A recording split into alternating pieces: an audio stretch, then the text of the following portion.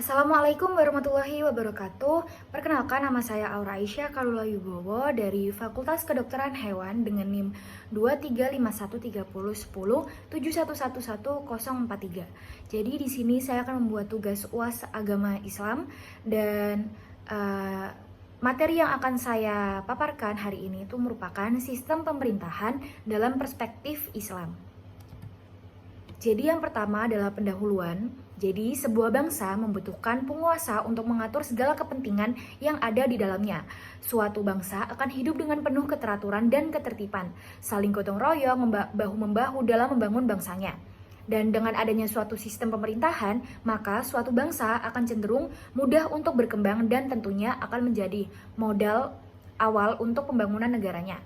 Dan umat Islam telah sepakat sejak zaman Rasulullah SAW dan mereka telah memahami Islam dan dari beliau dan dari Al-Quran yang diturunkan dengan bahasa mereka dan telah menghayati aplikasi praktis hukum-hukum darinya sebagaimana telah disepakati oleh umat Islam dari generasi ke generasi sejak zaman para sahabat bahwa pemerintahan berasal dari Islam dan Islam mengharuskan pembentukan suatu negara.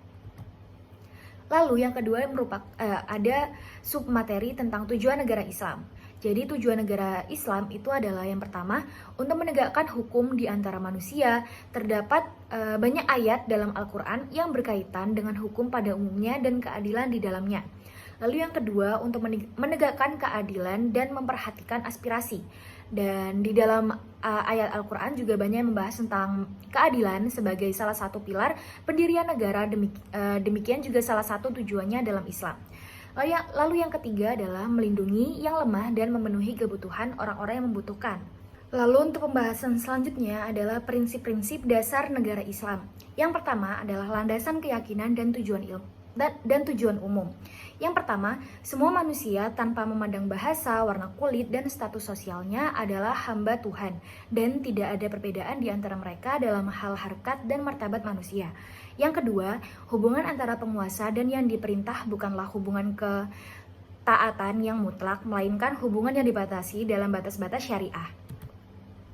Dan yang ketiga, penguasa adalah pelaksana syariat dan bukan perancang syariat.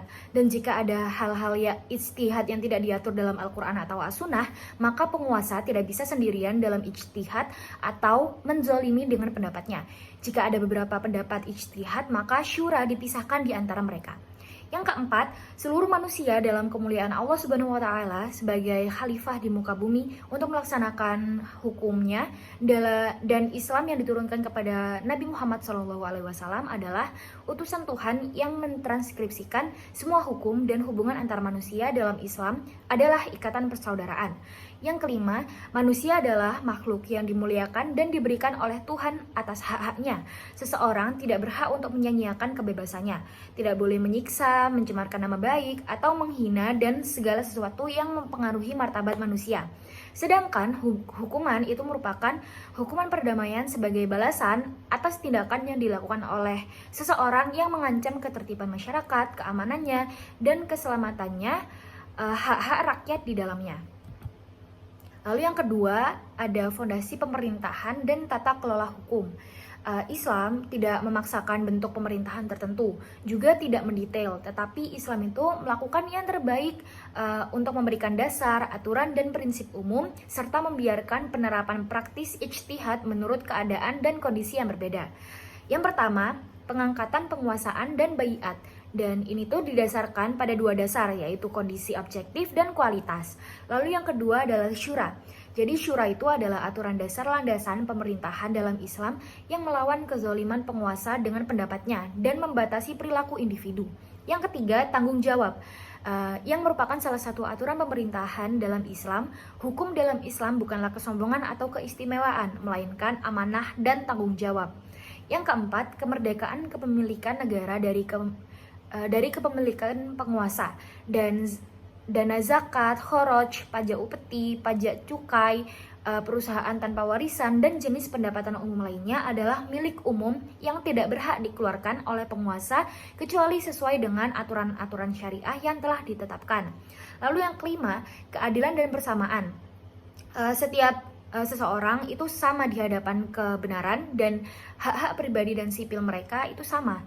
Tidak ada diskriminasi dalam Islam antara ras dan warna kulit dan juga yang lain-lainnya. Lalu ada fungsi negara Islam. Fungsinya adalah untuk memberikan keamanan dan pertahanan untuk penyelenggaraan peradilan, baik yang berkaitan dengan aspek keperdataan maupun yang terkait dengannya. Lalu untuk fungsi ekonomi dan keuangan juga, terus sarana yang terkait dengannya, terus abis itu urbanisasi tercapai dan penghidupan masyarakat tersedia.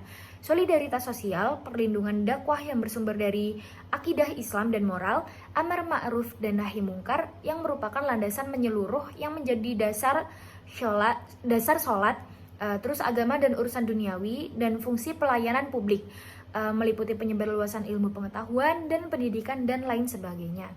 Dan kesimpulan yang saya dapat ambil dari pemaparan saya sebelumnya itu adalah Islam sangat memperhatikan pemerintahan. Dalam Islam penuh dengan aturan yang mengatur kehidupan individu maupun kehidupan suatu komunitas sosial. Tentunya untuk menerapkan aturan-aturan yang ada mestilah dibentuk suatu sistem pemerintahan yang termasuk di dalamnya adalah sebuah negara yang mengatur kehidupan banyak orang. Maka Islam menghendaki terbentuknya suatu negara dan sistem pemerintahan di dalamnya.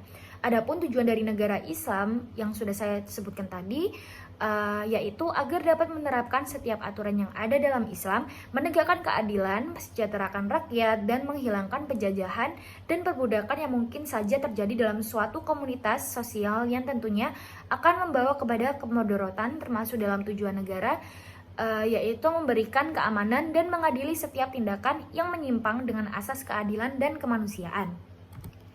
Lalu ini merupakan daftar pustaka yang saya pakai, dan terima kasih sebelumnya. Mohon maaf jika ada salah kata.